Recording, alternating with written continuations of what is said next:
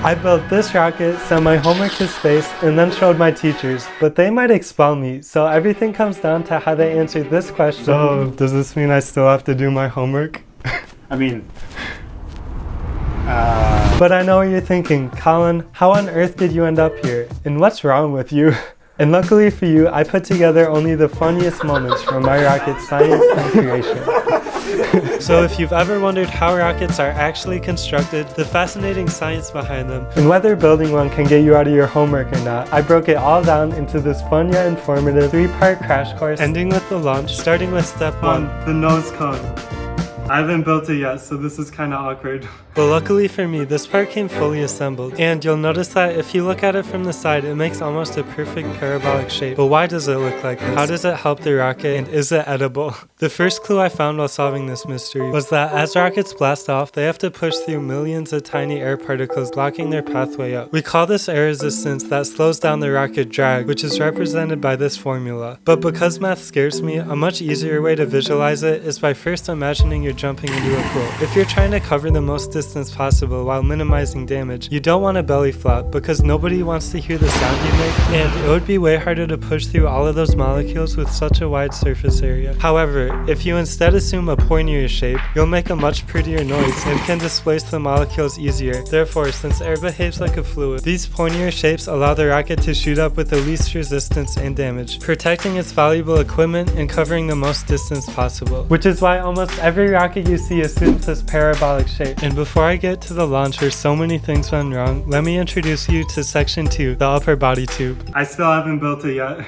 As you can see, this part of the rocket sits just below the nose cone and plays a really important role. Not only does it connect both halves of the rocket when it splits in half mid-flight, but it houses the payload. But the one I used isn't on this list and is super funny, which I'll reveal in a bit. Because this equipment is fragile, it's really important that you engineer it correctly to protect it. And all that's left to do is reveal what I used for my payload, which was my homework. And to quickly transition before I get expelled, it's finally time to move on to the lower body tube. This section holds 3 critical parts that I'll tackle one at a time, starting with the fins. First, picture a rocket. You probably imagined a long pointy tube attached to 3 large fins. But why do rockets have these fins? A good way to understand this is to first imagine you're trying to balance a pencil vertically on the tip of your finger. It's pretty difficult, right? This scenario is very similar to trying to balance a rocket upright as it's shooting in the air, which raises the next question. If it's so hard to balance this pencil, how do rockets stay pointed upright? And that's where the fins come into play, because balancing a pencil replicates 2 of the major forces that a rocket experiences while blasting off: an upward force at the bottom from your finger, or the rocket's engine, and the downward force of gravity. However, during flight, there's a secret third force at play. Do you remember that inconvenient air resistance or drag force from before? Well, engineers cleverly use this inconvenient force to their advantage to keep the rocket upright, because from this angle, you can see that as the rocket starts to tilt, suddenly a larger area on one of the fins becomes exposed from above. This larger area experiences a larger downward force than the other fins do, which causes the rocket to rotate back into that upward position. But why are these fins located at the bottom? And the reason for that is because as every object travels through the air, they have a pivot point at their center of mass that they rotate around, which is located here on my rocket. But if the fins were located at these points, this would happen. This is exactly why fins exist and why they're located at the bottom of the rocket. I feel like I should drop this mic, but I don't want to break something. I then epoxy glued them onto this engine holder. Just like me, it's not pretty, but it gets the job done. Which is a great segue into section 2, the engine. Getting my rocket's engine was the hardest part of my journey, because there are so many different rocket engines that influence its flight differently. This is why simulating the flight using different engines is so important, which involves following these steps, and after much consideration, I finally settled on the H100W. This is awkward because I still have to get it. And as I'm driving, I'll explain the 3 main ways in which rocket engines differ, which are conveniently represented in their names. The middle section is the engine's average thrust, which is related to its impulse and is basically how high it can go. The next section is its impulse categorization, ranging from A to O and doubling as you move up the scale. But this also means that the engines double in power, and this is why engine companies group the strongest engines into 3 levels and require a successful launch at each level in order to move on to the next one. I then slid the engine in place space by creating this motor mount here, which holds the engine up and hooks onto the parachute cord, which is a great segue into our final section, the parachute recovery system. I mentioned earlier that my rocket's gonna split in half, but I bet you're wondering why. And it's to deploy their crafty parachute recovery systems. The parachute is stored in the middle of the rocket and is connected to both of its halves, so when it separates, all pieces come back down safely. It deploys at the peak of a rocket's launch when a secondary miniature explosion occurs inside of the rocket, creating so much pressure that both halves split in half, leaving the parachute with no choice but to be caught by the wind and deploy. But it's important to time this at or before the peak of its launch when it's moving the slowest, so it doesn't get caught by the super fast wind and break. But how does the rocket know when to split in half? This separation is timed by drilling into the engine. However, I could only delay mine in imprecise 2-second increments, which was a problem later. And finally, it was launch day, and all that was left to do is answer this question. Are you ready, Colin? Yes. Here we go. But before I blast off into this launch like a rocket, get it? I need to explain why I built it in the first place. Do you remember that rocket level system from before? Well, I'm actually launching this rocket using a level 1 engine in order to earn my certification and level up to use stronger ones, which will be the stepping stones I need to get into the space industry. But why spend money on space when we have so many problems here on Earth? You've probably heard this question before, and before I give you 2 strong arguments for that, you need to first understand how much of the federal budget is actually spent on NASA in the first place, which is less than 0.5%. So now that you understand how little is spent, here are 2 strong arguments for why investing in space is so important. Reason 1, to improve life on Earth. My favorite way to picture space is to compare it to Earth's vast oceans. Back in the day, people definitely argued, why build ships when we have so many problems here on Earth? But without taking that leap, we wouldn't have done any of these incredible things. Space exploration works that exact same way, except instead of a continent waiting to be discovered, it's an infinite amount of land, resources, and mysteries just beyond our reach. Additionally, a ton of inventions have already resulted from space investments, which make our daily lives so much better, including GPS, satellites, and all of the things on this list. And all of this was done by spending only half of that penny. Imagine how much better our lives would be if we invested even a little bit more. My second reason for why investing in space is so important is because it gives us so much hope. Without putting effort into understanding space, we wouldn't know that the Earth is round, how many planets make up the solar system, and that galaxies beyond our own exist. Additionally, this NASA image was taken when astronomers pointed the Hubble telescope at the darkest region in our night sky. And every speck of light you see besides these 3 marks represents a galaxy filled with billions of stars, which takes up the space of Franklin Roosevelt's eye on a dime held at arm's length. With so many galaxies and planets out there, the chance that we're alone in this universe is infinitesimally small. And all that stands between us and discovering it is putting just a little bit more effort into space exploration, which already makes our daily lives so much better. And this is exactly why I care so much, why I've dedicated my life towards the field, and why I built this rocket. However, none of that will matter if my rocket doesn't successfully complete these things, because it's the only way I'll get certified and get the experience I need to step into this field. After months of hard work and a lifetime of dedication, I only have one shot. There are a million things that could go wrong, but everything has to go perfectly. Especially my teacher's reactions.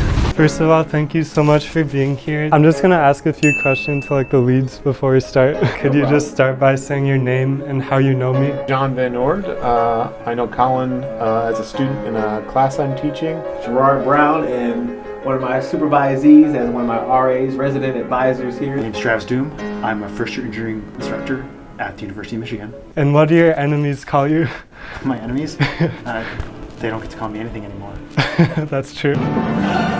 Lastly, how are you feeling and are you ready? Am I ready to see the video? I feel like my brain works very fast, so I feel like I already know where we're going with this. No, I'm about to be amazed. Let's go. I think so. I'm all recharged from Thanksgiving, and I think I'm ready. But I guess I won't know until you see it. If you just end up rickrolling me, no. I'm gonna start cussing like a sailor. Well, in that case, feel free to click play on the video in front of you to cue the most important moment of this video and potentially my college career. This is me, seconds away from launching the rocket. I spent hundreds of hours on 2,000 feet in the air. After 3 hard months of designing the rocket, building it, and taking very normal work breaks. Okay, you have me laughing already. That's another break. Break dance. Yeah. Nice. Everything comes down to this moment. However, while this might look like a normal rocket launch, it couldn't be further from that. Because what nobody else here knows is that my rocket is carrying a huge secret that my entire college degree depends on. And no, I'm not talking about that embarrassing moment last year where I tried ice skating for the first time and almost dropped out. Let me explain. Just hours before this moment, when nobody was looking, I secretly snuck an item into my rocket which might look familiar to you. And because I can't keep stalling anymore, it's time to come clean. The secret item I snuck into my rocket is my final project, which means that not only does the $200 I spent on this rocket depend on it launching successfully, were you expecting but that? also my $150,000 college degree. The only copy of your code? Yeah. You deleted everything on Git? Was it just 100%? Yeah. That's madness. Why would you do such a thing? I don't know. Our final project, which means that not only does the $200 I spent on this rocket depend on it launching successfully. Yeah, I deleted them. The work phone, which means that not only does the $200 I spent on this rocket depend on it launching successfully, but also my freedom from jail. And now that I'm saying it out loud, I realized how dumb of an idea this was, so I'm just gonna sit here for a minute and think about what I've done.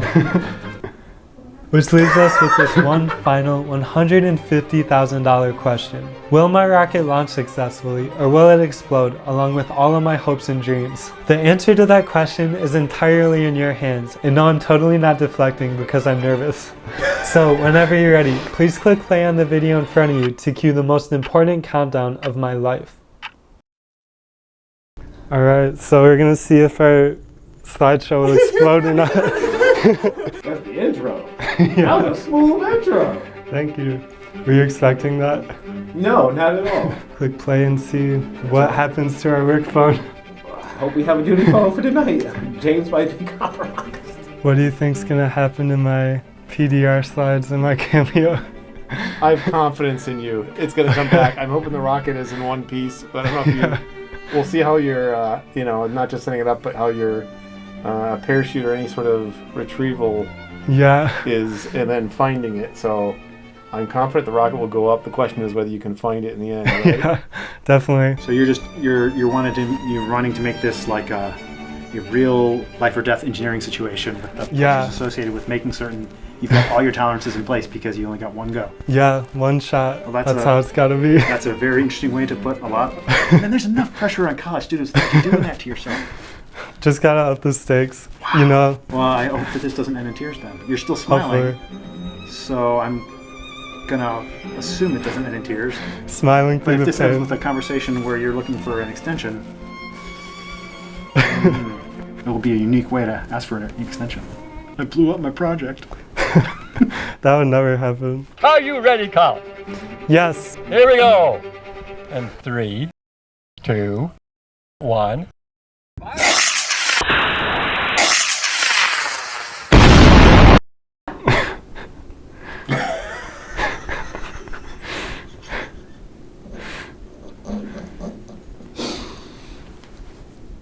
I'm sure that sucker did not blow up. Okay, obviously this didn't happen, but before I show you the reactions to that and how they answered this question, so does this mean I still have to do my homework? I mean, it's time to show you what actually happened during launch day.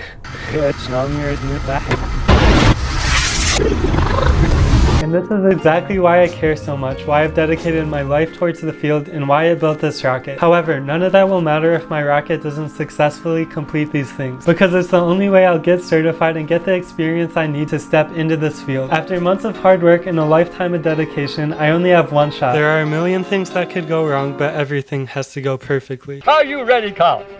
Yes. Here we go. And 3, 2, 1.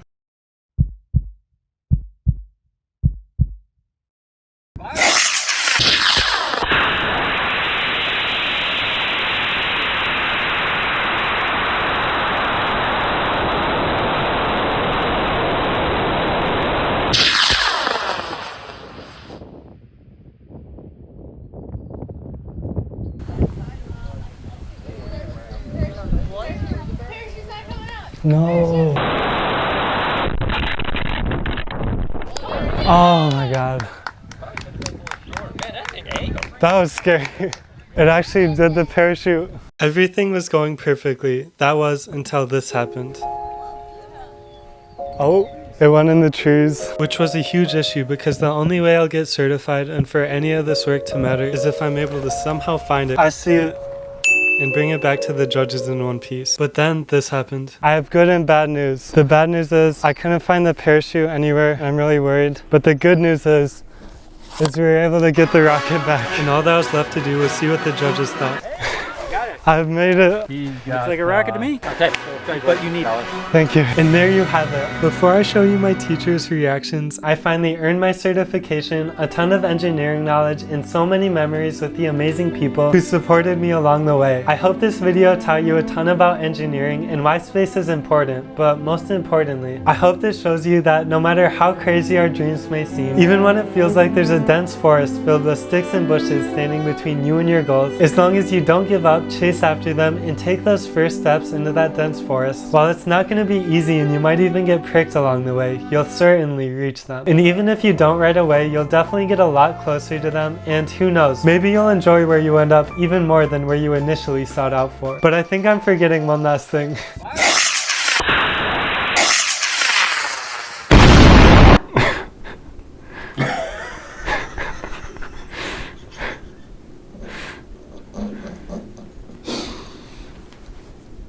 I'm sure that sucker did not blow up.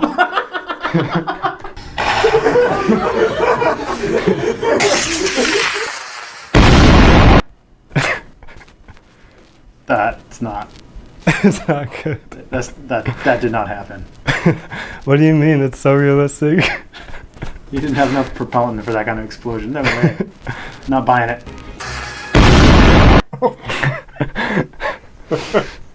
Okay, so keep me in suspense more, because obviously that was a little CGI going on there. What do you mean? That was real. That was real? Oh, yeah, it exploded. It exploded. You had the angle, the trajectory, and thankfully we didn't go over civilian populations. Yeah. Have your PDR rained over. Yeah, it was over the ocean. Over the ocean.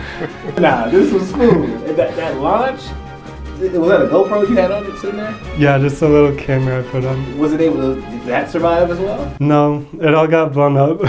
Wait, genuine?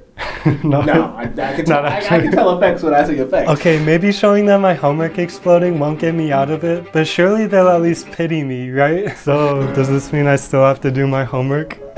I mean,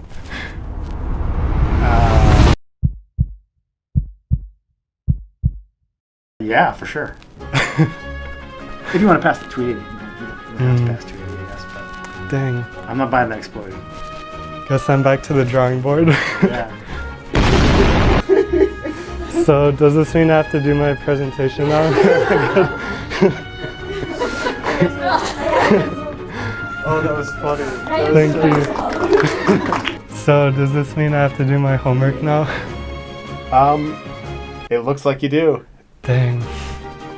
Guess I have to try again next time. Good luck on that. Sorry your old degree rests on this. Looks like you have more work to get that degree paying off. 4 more years. Yep. So, does this mean I have to go into work tomorrow? Well, if this is full evidence, then I'm so sorry. Come on in, boys. We got him. Does this mean I'm fired? Oh, of course. You're done. Great job, but you're done. You're out of here. That duty phone was lost in the woods. Who's gonna? How are people gonna get back in their space now? Folks just gonna be locked out here. We can just show them this video. That'll make them feel warm. But I think I'm forgetting one last thing. No. My homework's still in there. I still have to do it.